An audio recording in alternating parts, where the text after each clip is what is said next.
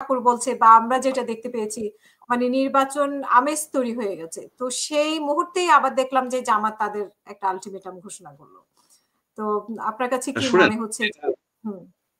এটা বিএনপি তো নির্বাচনমুখী দল, এটার ভিতর কোনো ই নাই, আপনার কোনো ভুল নাই। এটাই ন্যাচারাল যে তারা একটা নির্বাচন করে, যে কোনো প্রকারেই হোক নির্বাচন করে তারা ক্ষমতায় যাবে এবং তারা ক্ষমতায় যে তাদের ক্ষমতা এক্সারসাইজ করবে, তাদের প্ল্যান প্রোগ্রাম অনুসারে করবে। এটাই তো গণতান্ত্রিক প্রক্রিয়া, এটাই তারা চাচ্ছে। সেই জন্য তারা শেষ পর্যন্ত যে কাজটা করছে ভালোই করছে, যে একটা নির্বাচনের আমেজ আনছে, একটা মাঠে কনসলিডেট হইতেছে। এখন তো এক এক জায়গায় 8-10 করে প্রার্থী এলোমেলো ভাবে করতেছিল, একজনের পেছনে এসে দাঁড়াইতে হবে। এই এই জিনিসটা সে ভালো করছে, কিন্তু যে কাউন্টার ফোর্স যেটা ধরেন সরকারের অ্যাডভাইজাররা, সরকার প্লাস আপনার জামাত, এরা কিন্তু পাওয়ারফুল। মোশাররফ সাহেব যেটা বললেন, এটার অস্বীকার করার উপায় নাই যে যদি জামাত চায় যে নির্বাচনকে পিছাই দেবে, তারা ইচ্ছে করলে পারে, এ বিষয়ে আমার কোনো সন্দেহ নাই। তারপরে আরো একটা ঘটনা আছে, সেটা হচ্ছে আরাকান আর্মি কিন্তু আপনার উইন্টার অফেন্সিভ করবে এই থেকে আপনার ওদের যে চিয়াকফৌ, ওদের যে 3টা জায়গা আছে দখল করতে পারে নাই এখনো, তারা কিন্তু সেই জন্য প্রিপারেশন নিচ্ছে। ওইখানে যদি যুদ্ধ বাঁধে মায়ানমারের সাথে বা এই ওই আরাকান আর্মির এবং বাংলাদেশ যদি জড়াই যায়, তাহলে তো আরো মৌকা পেয়ে গেল যে ইলেকশন এখন হবে না, এখন জরুরি অবস্থা করতে হবে। এদের সকল কর্মকাণ্ডের যদি আপনি অ্যানালাইসিস করেন, দেখবেন যে এই বর্তমান ইউনূস সরকারের এক্সটেন্ড করার, তাদের ক্ষমতাটাকে আরো বেশি প্রলম্বিত করার সকল প্রচেষ্টাই তারা চালাচ্ছে, ছোট বড় বিভিন্ন কায়দায়।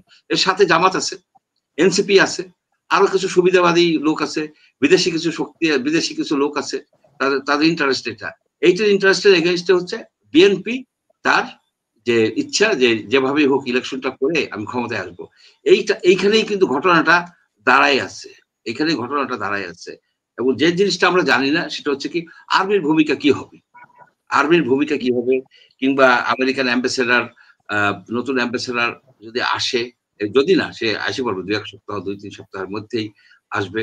এট দ্য সেম টাইম পল কাপুর, এই ডোনাল্ডুর জায়গা, সেখানে সে অ্যাপয়েন্টেড হয়েছে। পল কাপুর আপনার অ্যান্টি জঙ্গি লোক। এইসব মিলে যদি আপনি দেখেন যে আগামী এই নভেম্বর মাসটা এবং কি আর্লি ডিসেম্বরটা খুবই ঘটনাবহুল হবে বাংলাদেশের জন্য। এই হচ্ছে আমার অবজারভেশন এই মুহূর্তের। অসংখ্য ধন্যবাদ। মোশাররফ আহমেদ ঠাকুর, শেষ করবেন প্লিজ।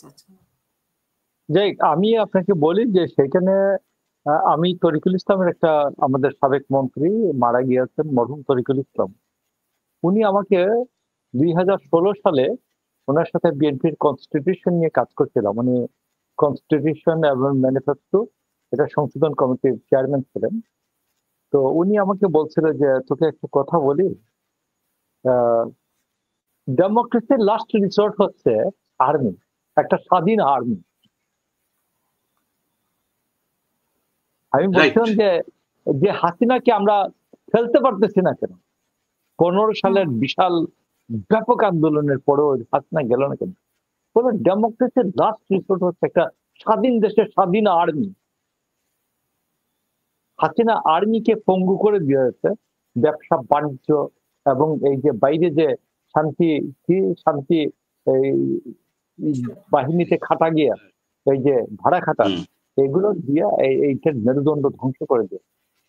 আমি মনে করি যে আমাদের আর্মিকে একটা স্বাধীন দেশের স্বাধীন আর্মিতে রূপান্তরের একটা উদ্যোগ, বক্তব্য আমি মনে করি আসা উচিত ন্যাশনাল মিডিয়াতে, ন্যাশনাল পরিসরে, জাতীয় পরিসরে। বন্ধু ভাই, এটা মনে করি যে আর্মি যে একটি স্বাধীন সত্তা, আর্মি যে স্বাধীনতার সর্বমতের প্রতীক, এটা কিন্তু অন্যান্য সরকারি চাকুরির মতো না, এটা সরকারি চাকুরিজীবীর মতো না এটা। তো সেইটাকে বিবেচনায় নেওয়ার জন্য আর্মির প্রতি আমি মনে করি আহ্বান জানানো উচিত যে তোমাদের দায়িত্ব, তোমাদের কাঁধে আমরা ঘুমাই, তোমাদেরকে দায়িত্ব দিয়ে রাখছি, তুমি আমার স্বাধীনতা সার্বভৌমত্ব রক্ষা করবে। আমি ঘুমন্ত হইলে তুমি কিন্তু ঘুমান্ত হওয়ার কোন ব্যবস্থা নাই, তুমি সদা জাগ্রত, তুমি সদা সশস্ত্র, সদা জাগ্রত, এটা তোমার দায়িত্ব। তুমি ব্যবসা বাণিজ্যে জড়াচ্ছ কেন? তুমি 300 ফিটের রাস্তা করতে আসো কেন? তোমাকে কেন হাসিনা পাঠাবে 300 ফিটের রাস্তা করো? তোমাকে কেন পাঠাবে অমুক জায়গায় ব্রিজ নির্মাণ করো? এটার জন্য আমার এই সেতু, ব্রিজ এবং কালভার্ট ডিপার্টমেন্ট আছে না? আমার সড়ক পরিবহন আছে, সড়ক মন্ত্রণালয় আছে না? তুমি যাচ্ছ কেন এখানে? তুমি বিল্ডিং বানাইতে যাও কেন? তোমার দায়িত্ব তো এটা না। তোমার অনেক বড় দায়িত্ব দিয়েছে। আমার ন্যাশনাল সিকিউরিটি তোমার উপর, তোমার প্রতিরক্ষা তোমার হাতে। তোমাকে আমরা রীতিমতো তোমার প্রেসিডেন্টকে বলছি যে প্রেসিডেন্টের সশস্ত্র বাহিনী বিভাগের সশস্ত্র বাহিনীর প্রধান সিএনসি তোমাকে আলাদা মর্যাদা দেওয়ার জন্য। তো সেই মর্যাদাকে না রেখে তুমি ঠিকাদার হচ্ছ কেন? শেখ হাসিনা আর্মিকে ঠিকাদারে পরিণত করেছিল। এটার থেকে আমি মনে করি যে, এবং এরাও এটা যে অনেকে মজা পায় নাই তা তো না, মজা পেয়েছে। মানে মানি তো নাড়াচাড়া করলেও নাকি একটু লাগে হাতে। আতর নাকি বিক্রি করলে হাতে লাগে একটু। তো আতর ডেলিভারি দিলেও হাতে লাগে একটু।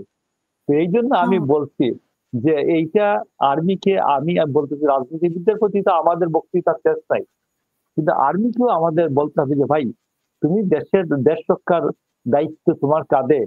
আমরা যখন ঘুমাইতে যাই মনে করি যে তোমরা আছো, এই জন্য আমরা ঘুমাই। তো তুমি সদা জাগ্রত সশস্ত্র অবস্থায় তুমি এই ব্যবসা বাণিজ্য করা তোমার দায়িত্ব না।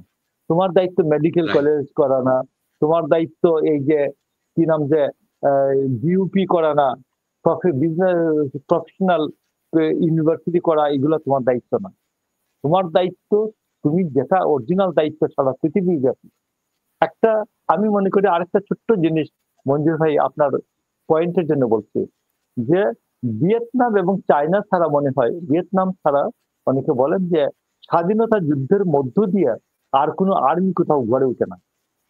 আর তোমরা স্বাধীনতা যুদ্ধের মাধ্যমে গড়ে উঠছো, আমার এই আর্মি গড়ে উঠছে। এটাকে মেলাইন করলে আমার যেমন কষ্ট লাগে, বাট তুমি যখন বিপদে যাও, বিচ্যুত হও তোমার ডিউটি থেকে, আমিও তখনও আমি করতে পারি। তো এই জন্য আমার মনে হয় যে স্বাধীন দেশের, স্বাধীন গণতন্ত্রের জন্য স্বাধীন একটা সেনাবাহিনীও দেশের জন্য প্রয়োজন। আপনাকে ধন্যবাদ।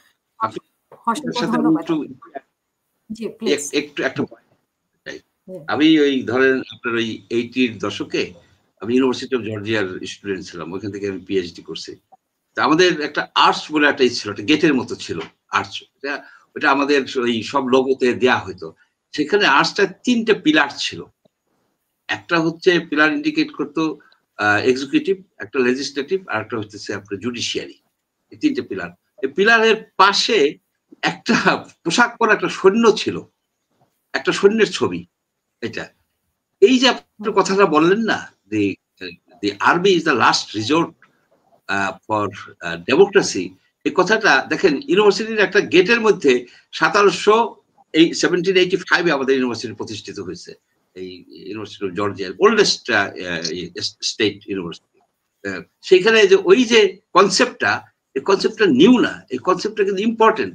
এবং আর্মি ধরেন একটা ভালো রোল প্লে করছে। আর্মি যখন ছাত্রদের পক্ষে আসছে, জনতার পক্ষে আসছে, তখনই কিন্তু শেখ হাসিনার পতন নিশ্চিত করা গেছে। তার আগ পর্যন্ত কিন্তু যায় নাই। এখন আর্মিকেও আমাদের বলতে হবে যে দেখো, এই ডক্টর ইউনূস তো একেবারে সর্বনাশ করে দিচ্ছে। ইউনূসকে যে তোমরা একটু বলো, আপনারা একটু যে বলেন যে আপনি এখন বিদায় হন। কারণ কি, আপনি যেভাবে গুছাই নিছেন, যেভাবে আপনি নিয়ে গেছেন দেশটাকে যেদিকে, এদিক থেকে ফেরত আনতে হবে। তো এভাবে ফেরত আনতে হবে, এইভাবে দেশ চলতে পারে না। আপনি রাস্তায় বেরোনো যায় না, রাস্তায় আপনি সেই ব্যাটারি ঠ্যাটারি আলা গাড়ি, রিক্সা, এটা সেটা, মানুষজনের বেকারত্ব 3-0 কথা বইলা উনি তো 12টা বাজাই দিচ্ছে। প্রায় 30-40 লক্ষ লোক বেকার হয়ে গেছে নতুন করে, দারিদ্র বাড়ছে, সবকিছু বাড়ছে। অথচ সেই কি দারিদ্রকে মিউজিয়ামে দিবে, দারিদ্রকে মিউজিয়ামে না, তাকে দরিদ্র লোককে, কঙ্কালসার লোককে উনি লাইন বাই দ্য মিউজিয়ামে নিয়ে যাবে। আই ডোন্ট নো, আমাদের চিন্তা করতে হবে। আমি মানে একটা হতাশা ব্যঞ্জক অবস্থা, সেই নোটেই আমার বক্তব্যটা আমি এখানে শেষ করতেছি। Thank you.